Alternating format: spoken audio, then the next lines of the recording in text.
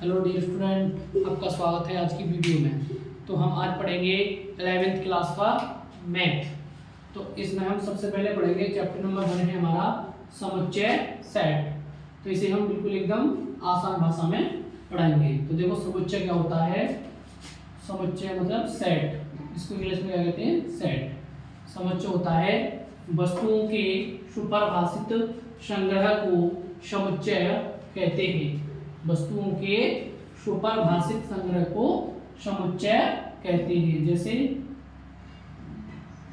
कक्षा 11 के विद्यार्थियों का समुच्चय।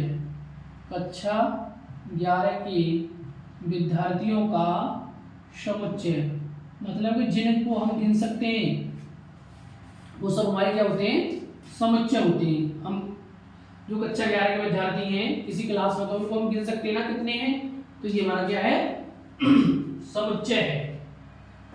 ठीक है। और एग्जाम्पल ले लो, दूसरा हो जाएगा एग्जाम्पल प्रथम 10 प्राकृतिक संख्याओं का समुच्चय। तो हम 10 प्राकृतिक संख्याओं को गिन सकते हैं ना। प्रथम 10 प्राकृतिक संख्याओं का समुच्चय। 1 से 10 तक आएंगी तो इनको भी हम गिन सकते हैं। पर यह आ जाए कि प्राकृतिक संख्याओं का समुच्चय, तो वो समुच्चय नहीं होगा क्योंकि हम उनको गिन नहीं सकते हैं। हम 10 को तो गिन सकते हैं। और क्या हो सकता है, देखो सप्ताह के दिनों का समुच्चय। सप्ताह के दिनों को भी हम गिन सकते हैं, तो ये भी क्या होगा, हमारा समुच्चय होगा। ठीक है। जिनको हम गिन सकते हैं वो सब क्या होते हैं, हमारे समुच्चय होते हैं। तो ये हमारा समुच्चय कहलाता है। अब आगे देखो, ये तो हमारा समुच्चय की डेफिनेशन हो गई। अब आगे समुच्चय संकेतन। समुच्चय को लिखते कैसे हैं वो देख लो। समुच्चय संकेतन क्या लिखेंगे अब हम यहाँ पे, समुच्चय संकेतन।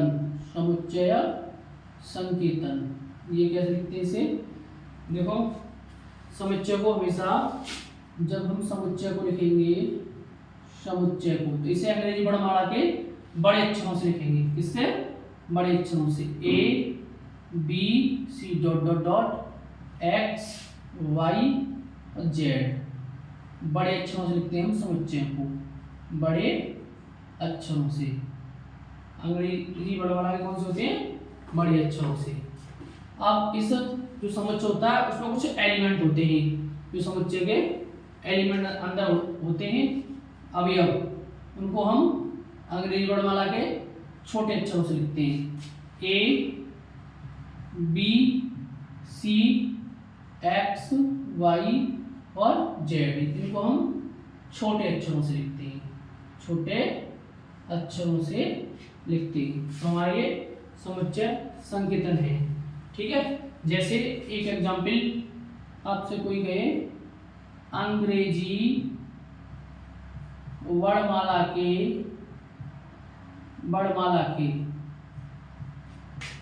स्वरों का समुच्चय। स्वरों का समुच्चय, स्वर क्या होते हैं अंग्रेजी वर्णमाला में, A E I O U। इसको हम जब इसका समुच्चय, पहले समुच्चय का नाम लिखेंगे, तो हमने मान लिया A को समुच्चय, तो यहाँ पे जो आएगा वो कैपिटल आएगा। और इसमें जो अंदर अवयव आएंगे अंग्रेजी वर्णमाला के स्वर वो छोटे आएंगे, A E I O U। तो ये हमारा समुच्चय बन गया। ये तो समुच्चय हमारा A, और इसमें जो अंदर लिख रहे हैं वो क्या है, हमारे अवयव हैं। तो समुच्चय को मैंने बताया कि बड़ी ABCD में लिखेंगे, बड़े अक्षरों में, और जो अंदर एलिमेंट होते हैं उनको अंग्रेजी वर्णमाला के छोटे अक्षरों में लिखेंगे। तो ये होता है। ठीक है। अब इसमें आगे समझो, ये लिख रहा है A, ये वाला चिन्ह का होता है, ये जो हमारा ये वाला चिन्ह है वो होता है बिलोंग्स का। क्या होता है, बिलोंग्स का। क्या चिन्ह होता है, बिलोंग्स का। तो इसे क्या, इसको हम क्या ले सकते हैं, A, ये वाली जो A है वो किस में बिलोंग कर रही है, A में बिलोंग कर रही है। A B belongs to A, तो इसको क्या बोलेंगे हम, A बिलोंग्स टू A बोलेंगे। इसका मतलब क्या है, बिलोंग कहते हैं इसको, क्या कहते हैं हम उसको, बिलोंग्स कहते हैं। क्या कहते हैं? बिलोंग्स कहते हैं। ए बिलोंग्स टू ए, तो ये हमारा, इसे हम ऐसे लिखते हैं। ठीक है, अब ये हमारी ए है। अब कैसे पता चल रही है हमें? ये हमारा अवयव है ए बराबर ए ई आई ओ यू, तो हमने लिखा है ए बिलोंग्स टू ए, मतलब ये छोटी वाली जो हमारी ए है वो इस ए समुच्चय में अंदर है नहीं है, तो हमने बिलोंग लगा दिया। अब इसमें बताओ, जैसे मैं यहाँ लिखूं ई, मैं यहाँ लिख रहा हूं ई बिलोंग्स, बिलोंग्स का मतलब उसमें अंदर है, ई बिलोंग्स टू ए, क्या ई इस ए में है अंदर? हाँ है, तो इसको क्या लिख सकते हैं हम? E B belongs to A, तो हमारी ई भी इसमें क्या कर रही है? बिलोंग कर रही है। ठीक है, आप कोई आपसे कहे एफ बिलोंग्स टू ए, तो क्या एफ ए में है? एफ इसमें नहीं है, तो क्या लिखेंगे? इसको हम ऐसे काट देंगे। इसको क्या बोलते हैं? F does not belongs to A. क्या बोलते हैं इसे? F does not belongs to A, तो हमारी इसमें एफ नहीं है, तो बिलोंग का मतलब समझ गए। बिलोंग का मतलब होता है जैसे हमारी स्मॉल ए है, वो इस जो हमारा समुच्चय ए इसमें अंदर है, तो हमने लिखा A belongs to A. E belongs to A, E है इसमें है, और एफ है इसमें नहीं है, तो हमने काट दिया। इसको बोलते हैं हम F does not belongs to A, तो इसका मतलब क्या होता है? बिलोंग होता है। ठीक है, अब आगे देखो,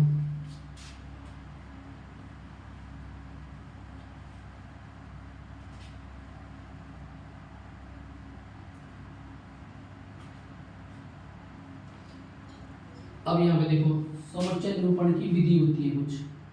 समुच्चय निरूपण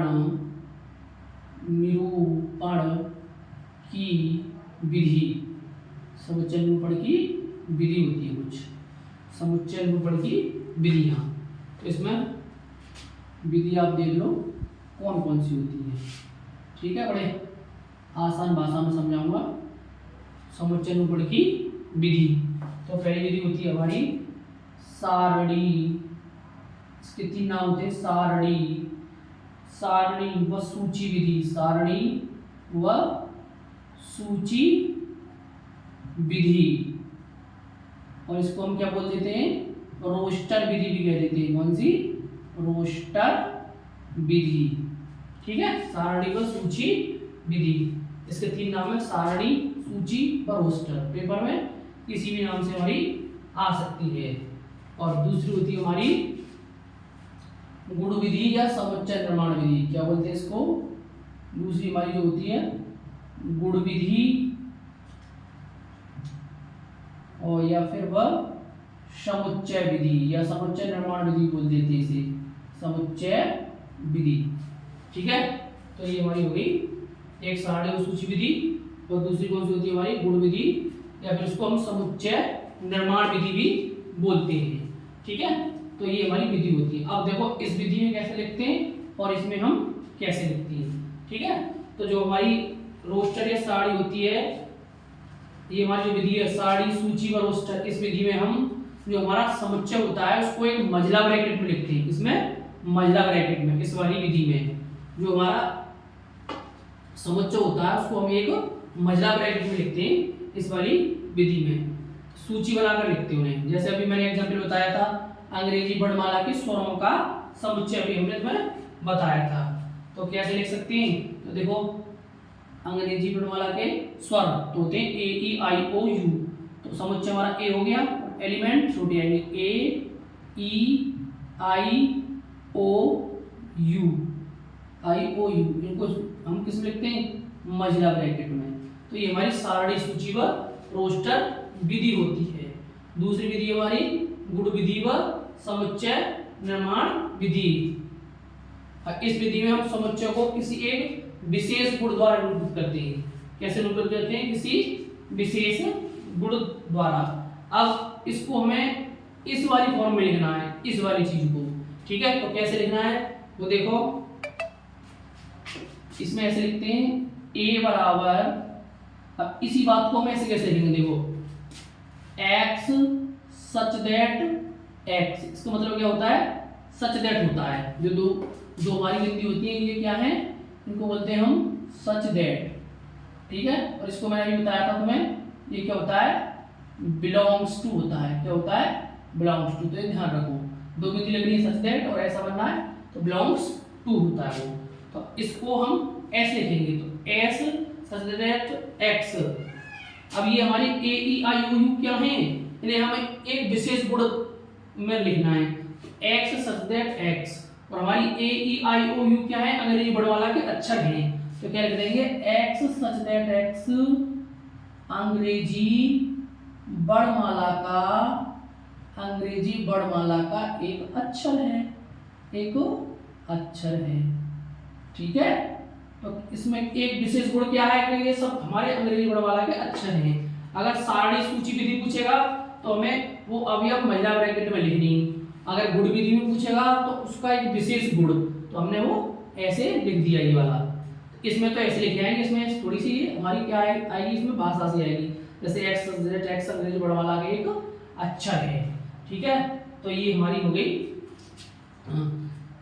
गुण विधि व समुच्चय विधि। ठीक है। इसका एक और एग्जाम्पल अभी बता देती हूँ। जैसे देखो 10 से छोटी प्राकृत संख्या का वर्ग। तो देखो, या फिर ऐसे मान लो, एक एग्जाम्पल ले लेते हैं, दूसरा देखो कैसे लेते हैं। मैं इसको बिगाड़ रहा हूँ, इसका एक एग्जाम्पल बताऊंगा। देखो कैसे बताऊंगा, कौन सी विधि का है ये, हमारी गुण विधि का एग्जाम्पल बताऊंगा। कौन सी का, गुण विधि या समुच्चय निर्माण विधि बोलते हैं इसे। गुण विधि का एक और एग्जाम्पल आप देखिए। तो ये क्या है, देखेंगे एक और एग्जाम्पल गुण विधि का। एक और एग्जाम्पल, जैसे हमने लिख दिया x सच दैट x एक पूर्णांक है, x सच दैट x एक पूर्णांक है, और वो 5 से क्या है, बड़ा और 9 से छोटा है। 5 से बड़ा और 9 से छोटा है। तो इनको हम ऐसे लिख सकते हैं। ठीक है। इस विधि से हम लिख सकते हैं इनको। अब आगे देखेंगे समुच्चय x सच दैट x एक पूर्णांक है। तो पूर्णांक हमारा जो x है वो क्या है, 5 से बड़ा होना चाहिए और 9 से छोटा होना चाहिए। तो ऐसे लिखते हैं चीजों को। अब आगे देखो,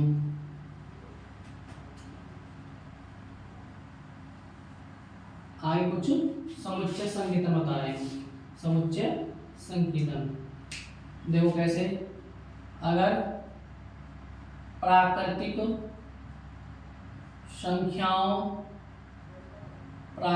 संख्याओं का समुच्चय, प्राकृतिक संख्याएं, तो प्राकृतिक संख्या इंग्लिश में बोलते हैं वो हम नेचुरल नंबर। तो प्राकृतिक संख्याओं को सेट होगा उसे हम n से डिनोट करेंगे। n इज इक्वल टू क्या लिख देंगे, n इज इक्वल टू देखो 1 2 3 4 डॉट डॉट। तो ये हो गया हमारा प्राकृतिक संख्याओं का समुच्चय। ये हमें ध्यान रखना है कि इसको हम n से डिनोट करते हैं, और ये 1 2 3 4 डॉट डॉट जितनी भी संख्या हमारी सब क्या है, प्राकृतिक संख्याएं होंगी। अब ये होता है पूर्णांकों का समुच्चय, पूर्णांकों का समुच्चय, पूर्णांकों का समुच्चय। तो इसको हम कैसे लिखते हैं, i या फिर z से। बहुत सी किताबों में i इंटीजर होता है, बहुत सी किताबों में कैपिटल z होता है। तो पूर्णांक हमारे कौन कौन से होते हैं बताओ, जैसे डॉट डॉट, इसमें हम पूर्णांक में माइनस की सभी संख्याएं, प्लस की सभी संख्याएं और जीरो। तो जैसे डॉट डॉट -3 -2 -1 के बाद क्या आएगा 0 1 2 3 डॉट डॉट। तो ये हमारे यहाँ है पूर्णांक हैं। ठीक है। अगर इसमें हमसे ये कह दे धन पूर्णांक, तो धन पूर्णांक को यहाँ इंटीजर पर प्लस लगा देंगे, तो प्लस वाली संख्या 1 2 3 4 डॉट डॉट। तो ये हमारे हो गए धन पूर्णांक। कौन से हो गए, धन पूर्णांक हो गए। और अगर इसमें कह दे माइनस ऋणात्मक पूर्णांक, तो i पे माइनस लगा दो तो कितना आ जाएगा, -1 -2 -3 डॉट डॉट डॉट। तो ये हमारे कौन से हो गए, ऋण पूर्णांक हो गए, धन पूर्णांक और हमारे ऋण पूर्णांक। ठीक है। ये जो हमारा क्या है, इसमें पूर्णांक कहेगा ओनली तो प्लस की संख्या है, माइनस की संख्या और जीरो भी, और धन पूर्णांक कहेगा धनात्मक संख्या है, और हम इसमें ऋणात्मक संख्या है। जीरो हमारी ना तो धनात्मक है और न ही ऋणात्मक है। तो तो ये हमारा पूर्णांकों का समुच्चय हो गया। ठीक है, अब एक होता है परिमेय संख्याओं का समुच्चय। देखो उसको हम परिमेय संख्या को Q से निरूपित करते हैं। कैसे? Q से। तीसरा क्या है? तीसरा है हमारा परिमेय संख्याओं का समुच्चय। परिमेय संख्याओं का समुच्चय। परिमेय संख्याओं का समुच्चय कैसे नोट करते हैं? इसे हम Q से नोट करते हैं। Q is equal to x that x, और ऐसे परिमेय संख्या क्या होती है? इस संख्या को हम किसमें लिख सकते हैं? P अपॉन Q के रूप में लिख सकते हैं। x is equal to P upon Q, तो वो हमारी इनको हम Q से दिखाते हैं। ठीक है, और P और Q कहाँ बिलोंग करना चाहिए? P, Q belongs to integer. P और जो हमारे Q होंगे वो किस में से लेंगे? हम पूर्णांक में से लेंगे, जो हमारे P और Q होंगे। ठीक, इसमें क्या होता है? ये होता है कि Q not is equal to 0 होना चाहिए। Q का मान कभी भी 0 नहीं हो सकता है। P का मान तो 0 हो सकता है, पर Q का मान नहीं हो सकता है। तो हमारी ये होती है परिमेय संख्या। ठीक है, और एक और देख लो, वास्तविक संख्याओं का समुच्चय। वास्तविक संख्याओं का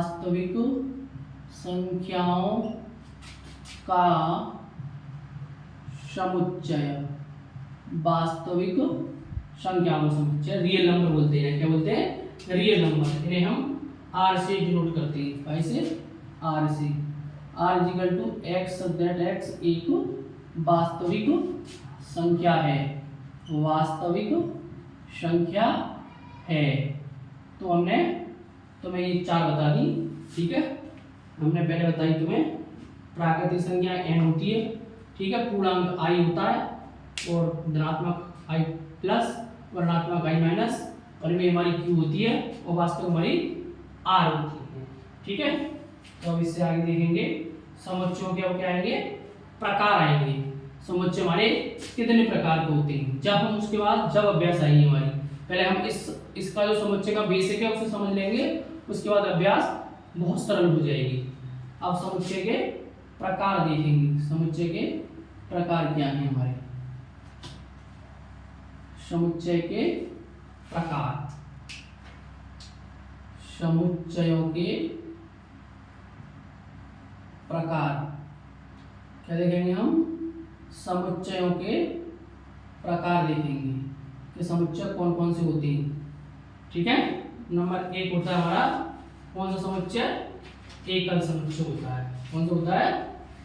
नंबर 1 एकल समुच्चय होता है। जिस समुच्चय में केवल एक अवयव होता है उसे हम एकल समुच्चय कहते हैं। कौन सा होता है? एकल समुच्चय। पहला कौन सा होता है? एकल समुच्चय। ठीक है, एकल समुच्चय क्या है? ऐसा समुच्चय जिसमें केवल एक अवयव होता है। एक अवयव होता है। एक अवयव होता है, तो वह क्या कहलाता है? हमारा ऐसा समुच्चय जिसमें केवल एक अवयव होता है, एकल समुच्चय कहलाता है। एकल समुच्चय कहलाता है। कहलाता है। फॉर एग्जाम्पल, जैसे a इज इक्वल टू, इसमें ओनली हमारा 1 है, तो क्या है? एक ही एलिमेंट होगा। एकल समुच्चय को कैसा होगा? वह समुच्चय जिसमें केवल एक अवयव हो, एक एलिमेंट, तो वो हमारा एकल समुच्चय होता है। दूसरा है हमारा रिक्त समुच्चय, जिसको हम नल सेट बोल देते हैं। रिक्त समुच्चय, एम्प्टी सेट, खाली होता है। ऐसा समुच्चय जिसमें कोई भी अवयव नहीं होता है। ऐसा समुच्चय जिसमें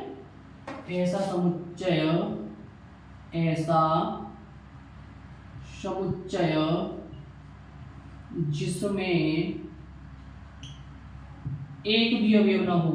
एक भी अवयव न हो। वह रिक्त समुच्चय कहलाता है, वह रिक्त समुच्चय कहलाता है। ठीक है, जिसमें हमारा कोई भी अवयव नहीं होता है। इसे ये होती है हमारी फाई, क्या ये, इसको क्या बोलते हैं हम, यहाँ लिख लेंगे फाई होती है, क्या होती है, फाई। इसे हम फाई से प्रदर्शित करते हैं नल सेट को, कैसे करते हैं, फाई से।